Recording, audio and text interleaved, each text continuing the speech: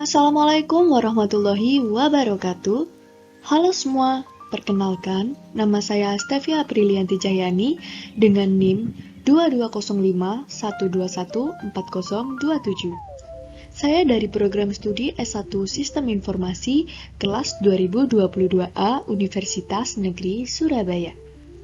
Di kesempatan kali ini, saya akan menjelaskan mengenai algoritma penjadwalan proses, yaitu priority scheduling, atau biasa dikenal dengan penjadwalan berprioritas.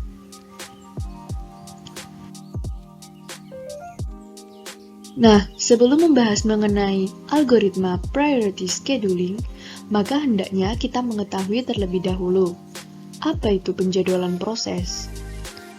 Penjadwalan proses merupakan kumpulan kebijaksanaan dan mekanisme di sistem operasi yang berkaitan dengan urutan kerja yang dilakukan sistem komputer. Kriteria untuk mengukur dan optimasi kinerja penjadwalan. Adapun 7 algoritma dari penjadwalan proses. Yang pertama ada FIFO atau FCFS, yakni First In First Out atau First Come First Serve. Yang kedua ada SJF, Short Job First. 3 ada HRN, Highest Ratio Next. 4 ada MFK atau Multiple Feedback Queues. Kelima ada RR atau Round Robin. Kemudian yang keenam ada SRF atau Scheduler Remaining First. Dan yang terakhir yaitu PS atau Priority Scheduling. Dan pada algoritma yang ketujuh ini akan saya bahas pada video kali ini. Prioritas. Prioritas merupakan sebuah istilah untuk menentukan urutan suatu proses yang sedang masuk dalam ready queue. Prioritas dapat didefinisikan secara internal ataupun eksternal. Prioritas yang didefinisikan secara internal memanfaatkan beberapa kuantitas yang dapat diukur untuk menghitung prioritas proses yang diberikan.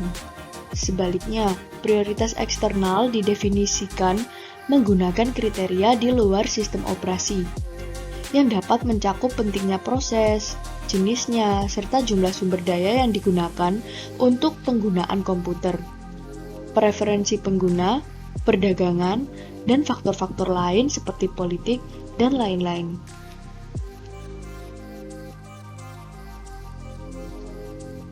Kemudian pengertian dari priority scheduling itu sendiri atau penjadwalan prioritas adalah metode proses penjadwalan berdasarkan prioritas.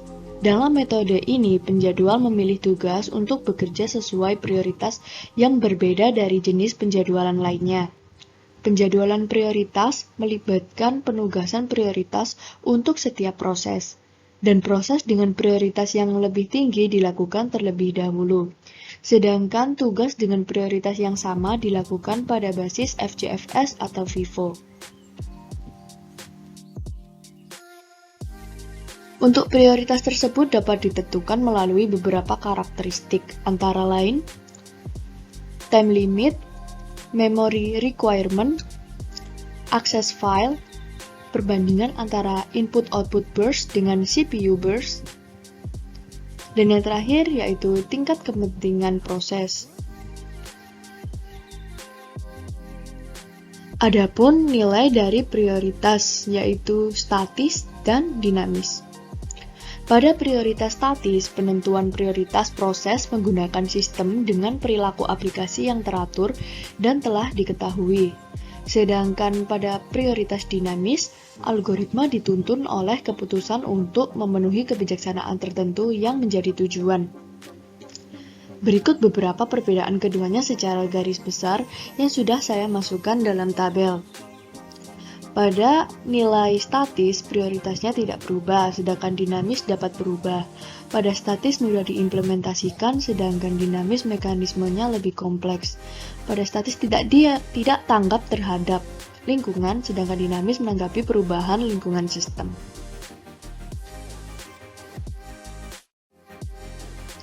Pada algoritma ini terdapat dua macam penjadwalan.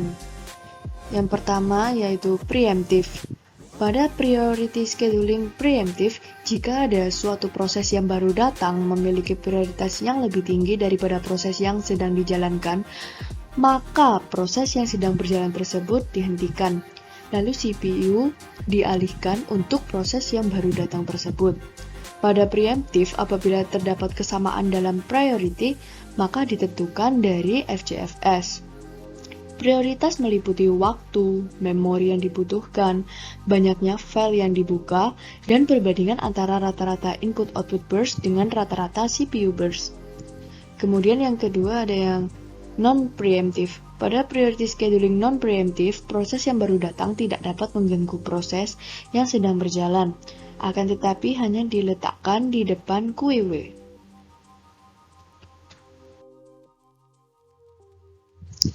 Kemudian ada keunggulan dan kelemahan dari penjadwalan berprioritas ini. Keunggulannya yaitu biasanya memenuhi kebijaksanaan yang ingin mencapai maksimalisasi suatu kriteria yang diterapkan. Kemudian untuk kelemahannya dapat terjadinya indefinite blocking atau starvation, dan solusi dari permasalahan ini adalah aging, yaitu meningkatkan prioritas dari setiap proses yang menunggu dalam QW secara bertahap. Adapun contoh perhitungannya, di sini saya sudah membuat studi kasusnya. Seperti yang sudah kita ketahui, bahwa pada algoritma priority scheduling ini terdapat penambahan. Selain terdapat burst time atau lama eksekusi dan arrival time atau waktu kedatangan, di sini juga terdapat priority atau prioritas. Dan pada proses yang memiliki prioritas terkecil, maka prioritas ini dianggap memiliki prioritas paling tinggi. Jadi P2 ini akan memiliki kesempatan untuk dieksekusi terlebih dahulu. Nah, untuk priority scheduling ini memiliki dua strategi penjadwalan. Seperti yang sudah saya jelaskan sebelumnya, yaitu ada non-preemptive dan juga preemptive. Dan di sini saya akan memberikan contoh perhitungan dari non-preemptive terlebih dahulu. Pada non-preemptive, ketika ada proses yang sedang berjalan, maka proses tersebut tidak dapat disela oleh proses yang lainnya. Di sini dapat kita lihat bahwa terdapat 5 proses. Ada proses 1, proses 2, proses 3, proses 4, dan proses 5. Kemudian ada lama eksekusinya juga, atau burst time, ada arrival time atau waktu kedatangannya, dan yang terakhir ada prioritas, seperti yang nampak pada tabel. Langkah pertama yang akan kita lakukan yaitu menentukan mana prioritas paling tinggi. Dan untuk menentukan hal tersebut dapat kita lihat terlebih dahulu dari waktu kedatangannya atau arrival time. Nah, di sini terdapat proses 1 yang datang pada waktu ke-0 atau bisa dibilang datang paling awal. Walaupun prioritasnya 3, akan tetapi nantinya P1 ini akan dieksekusi terlebih dahulu. Mengapa demikian? Padahal P2 memiliki prioritas 1, yang tentunya lebih tinggi daripada P1. Karena di waktu ke-0 ini P2 belum datang, sehingga P1 yang akan dieksekusi terlebih dahulu. Berikut tampilan Gantt chart yang sudah saya buat sebelumnya. Di sini yang pertama dieksekusi yaitu P1. Dan karena ini non-preemptive, maka proses tidak dapat disela. Maka proses dari P1 ini akan dieksekusi sampai selesai sesuai dengan burst time-nya, yaitu sampai waktu ke-10. Nah, selanjutnya kita lihat pada millisecond ke-10 ini apakah ada proses lain yang sudah datang. Ternyata ada 3 proses yang sudah datang, yaitu P2 pada waktu kedua, P3 pada waktu ke-4, dan P4 pada waktu ke-8. Dan ketiga proses ini akan kita taruh di dalam antrian. Untuk menentukan proses mana selanjutnya yang akan dieksekusi dari ketiga proses ini, maka tinggal kita lihat dari prioritasnya. Dan ternyata di sini yang memiliki prioritas tertinggi yaitu P2, maka P2 akan dieksekusi setelah P1 selesai. Dan kita ketahui bahwa P2 ini lama eksekusinya yaitu hanya 1, maka P2 akan selesai dieksekusi pada waktu ke-11. Kemudian kita lanjut. Pada milisecond ke-11 ini, apakah sudah ada proses lain yang sudah datang? Karena tidak ada, maka akan dilanjut oleh P3 yang dimana sudah dalam antrian tadi. P3 akan selesai dieksekusi sampai pada waktu ke-13. Kemudian kita lihat lagi, pada waktu ke-13 ini apakah ada proses lain yang sudah datang? Dan ternyata ada, yaitu P5 yang dimana prioritasnya juga lebih tinggi daripada P4. Maka P5 akan kita eksekusi terlebih dahulu. P5 akan dieksekusi dan selesai pada waktu ke-18.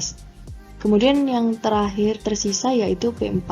P4 juga akan dieksekusi paling terakhir dan akan selesai pada waktu ke-19. Nah, Gantt chart ini adalah bagian dari penjadwalannya. Setelah itu, kita akan menghitung rata-rata waktu tunggu dan rata-rata waktu penyelesaiannya. Sebelum menghitung rata-rata waktu tunggunya, kita cari terlebih dahulu waiting time atau waktu tunggu dari masing-masing proses. Untuk P1 ini sendiri, waiting time-nya yaitu 0. Waiting time ini diperoleh dari waktu selesai proses, yang ini, dikurangi dari waktu datang atau arrival time, dan dikurangi lagi dengan lama waktu eksekusi atau burst time. Diperolehlah ini. Hal ini berlaku untuk menghitung waiting time dari semua proses. Dan didapati P1 sama dengan 0, P2 sama dengan 8, P3 sama dengan 7, P4 sama dengan 10, dan P5 sama dengan 1. Selanjutnya kita hitung average waiting time-nya atau rata-rata waktu tunggunya, yaitu dengan menjumlahkan semua waiting time dari proses 1 sampai proses 5, kemudian dibagi dengan jumlah proses tersebut, yakni sejumlah 5. Maka average waiting time-nya yaitu sama dengan 0 ditambah 8 ditambah 7 ditambah 10 ditambah 1 kemudian dibagi dengan 5 sama dengan 26 dibagi 5 sama dengan 5,2 milisecond.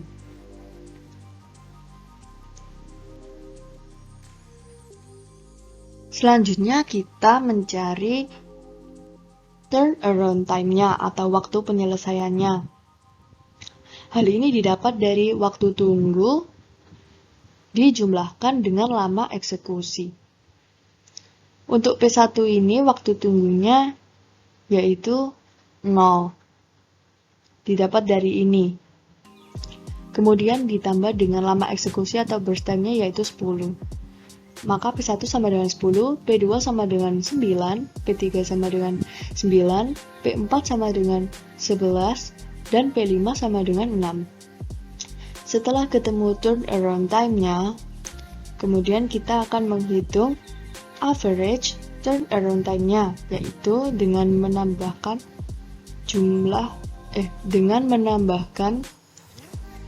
masing-masing turnaround time dari proses, kemudian dibagi dengan 5. Hampir sama seperti average waiting time. Maka average turnaround time-nya sama dengan 10 ditambah 9 ditambah 9 ditambah 11 ditambah 6 dibagi 5 sama dengan 45 dibagi 5 sama dengan 9 milisecond.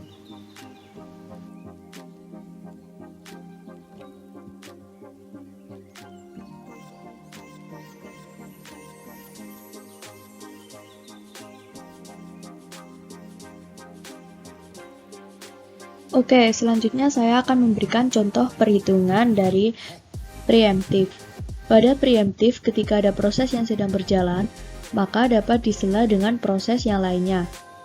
Dan pada proses menggunakan strategi preemptif ini, yang pertama kita lihat untuk menentukan proses mana yang akan kita eksekusi terlebih dahulu, kita akan melihat dari waktu kedatangannya atau arrival time-nya. Nah, di sini dapat kita lihat bahwa yang datang pertama kali pada waktu ke-0 yaitu P1, maka P1 ini akan dieksekusi terlebih dahulu.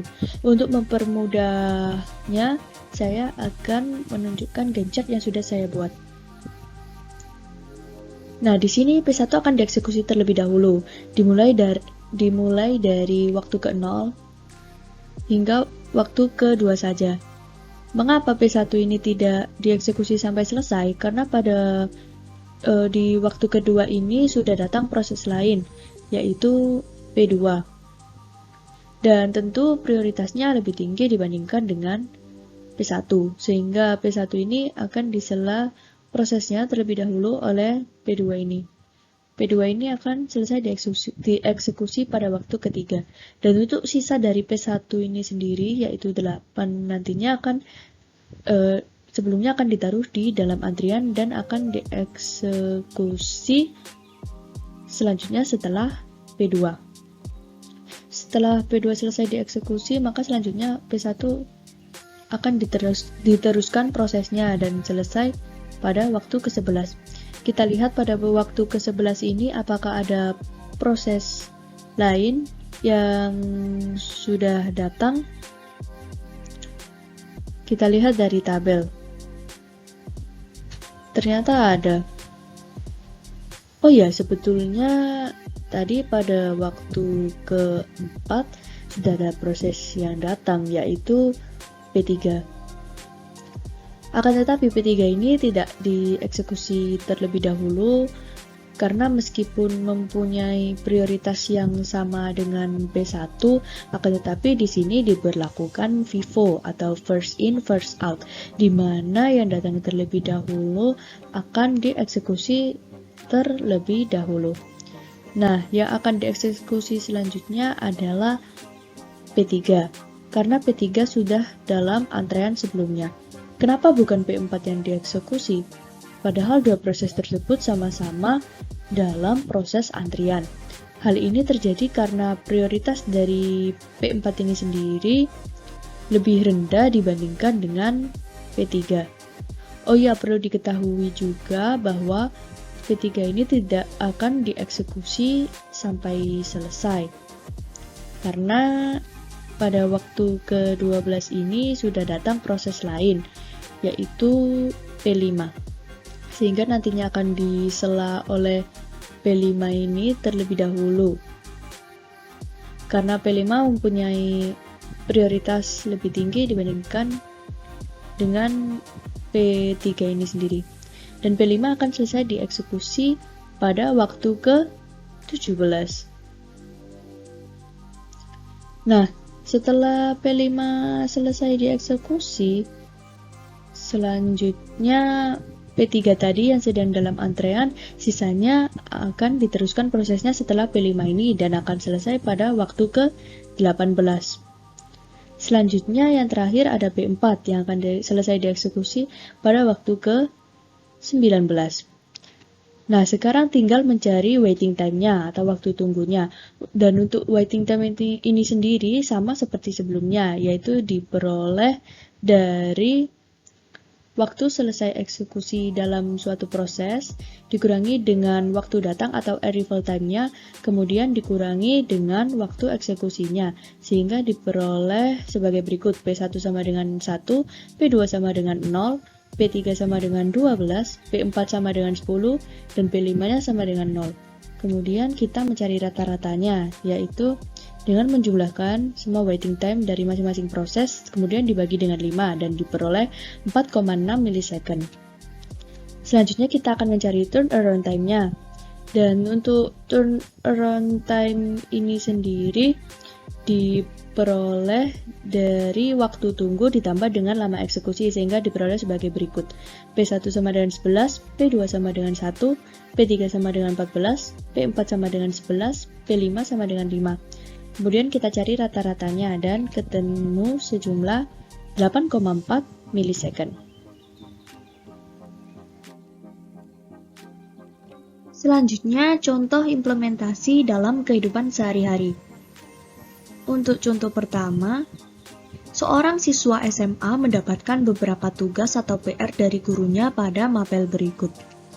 Yang pertama ada matematika, tenggatnya pada 1 Maret pukul 23.59. Kemudian yang kedua ada biologi, tenggat sama seperti matematika pada tanggal 1 Maret namun di pukul yang berbeda, yaitu pada pukul 15.30. Kemudian ada kimia, tenggat pada 3 Maret pukul 23.59. Lantas mana tugas yang harus dikerjakan terlebih dahulu? Tugas yang harus dikerjakan terlebih dahulu adalah biologi, karena meskipun memiliki tanggal tenggat yang sama dengan matematika, yaitu pada tanggal 1 Maret, namun pada mapel biologi memiliki jam tenggat lebih awal, yaitu pada pukul 15.30, sehingga tugas biologi harus dikerjakan terlebih dahulu. Jadi untuk urutan dari pengerjaan tugas nanti akan seperti ini. Pertama biologi, 2 matematika, kemudian yang ketiga kimia. Kemudian ada contoh kedua, yaitu dalam suatu acara wisuda kelas 12 SMA, pasti terdapat sebuah rangkaian acara di mana sambutan diberikan kepada kepala sekolah, guru, staf, dan jajarannya, siswa, dan wali murid. Namun siapa yang akan disebutkan untuk pertama kali? Tentu saja kepala sekolah yang dimana merupakan seorang pimpinan dalam sekolah tersebut. Kepala sekolah tentunya akan diprioritaskan, sehingga urutan sambutannya menjadi seperti berikut. 1. Kepala sekolah, 2. Dewan guru dan staf jajarannya, kemudian ketiga wali murid ya, dan yang terakhir yaitu siswa atau para murid. Adapun penerapan priority scheduling pada bidang teknologi. Misalnya yang pertama yaitu notifikasi via jaringan chatting. Misalnya WhatsApp. Nah, semisal ada pesan WhatsApp yang masuk, maka hal ini akan diprioritaskan oleh CPU. Hal ini dibuktikan ketika kita sedang membuka aplikasi lain, maka tiba-tiba saja ada notifikasi dari pesan WhatsApp yang masuk dan akan ditampilkan pada layar. Kemudian yang kedua ada panggilan telepon. Panggilan telepon ini juga termasuk ke dalam hal yang diprioritaskan. Buktinya ketika kita sedang membuka Instagram misalnya, dan ketika ada panggilan telepon masuk, maka secara otomatis layar akan menampilkan tampilan seperti pada gambar yang sudah saya cantumkan ini. Berikutnya yaitu notifikasi email, di mana algoritmanya sama seperti notifikasi chatting pada slide sebelumnya. Kemudian yang terakhir ada aplikasi antivirus, di mana apabila aplikasi tersebut mengidentifikasi adanya virus dalam laptop atau komputer kita, maka akan secara otomatis memberikan sebuah pemberitahuan seperti pada gambar yang tercantum. Sekian yang bisa saya sampaikan, kurang lebihnya mohon maaf apabila ada salah kata. Wassalamualaikum warahmatullahi wabarakatuh. Semoga bermanfaat.